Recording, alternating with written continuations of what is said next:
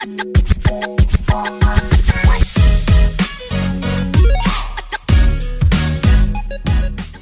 about law of attraction versus law of assumption, something that I wish I would have learned years ago because I didn't quite understand and I was really too embarrassed to ask. I didn't even want to dare ask any of my past mentors. I thought it all is just similar and it's all the same.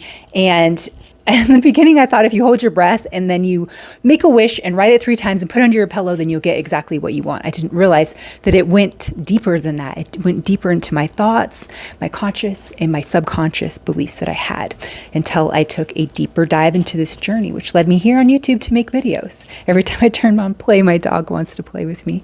I know I'm almost done making a video. So with law of assumption essentially is taught by Neville Goddard. It's that what your assumptions, dominant assumption that you have, whether consciously or subconsciously, is the state that you move to. It's the state that you are in. And when you stay in that dominant state, you make that quantum shift into the reality that you desire. So that's how he was able to move and shift his state into being into Barbados. I love that story that I am in Barbados, taught by his mentor, Abdullah. So with the law of assumption, and if you don't have the dominant state or the subconscious beliefs that go against your dominant assumption, whether you say it till you're blue in the face with affirmations, but subconsciously you don't believe that you're worthy of that or that it's easy for you to get or that you can have that, then that's where you trip up and have to look into your subconscious mind. That's another one of my favorites. The Joseph Murphy has an amazing book, The Power of Your Subconscious Mind. I absolutely love it. I bought like 30 copies and gave it to different people because it changed my life so much. I didn't realize that that is why I was having the trouble in the past with different situations. So then I made a huge shift. So with law of assumption, essentially that's what I started with, and just thinking if you have positive thoughts, then you're going to get more positive in your life, which is true, you do, but it doesn't necessarily mean that you're going to manifest what it is that you desire. Because I noticed that different people, I have a good friend that has a really negative self-talk, and he tends to get things that he desires. I'm like, that's interesting, or not necessarily always desires, but he has a way around it. And he doesn't say, isn't in this like positive high vibration and he gets whatever he wants, but his dominant assumption is that he does get what he wants and then he does that.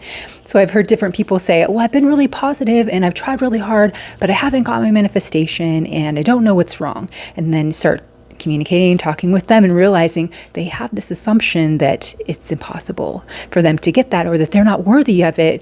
And that's why they're getting these opposite results in their life.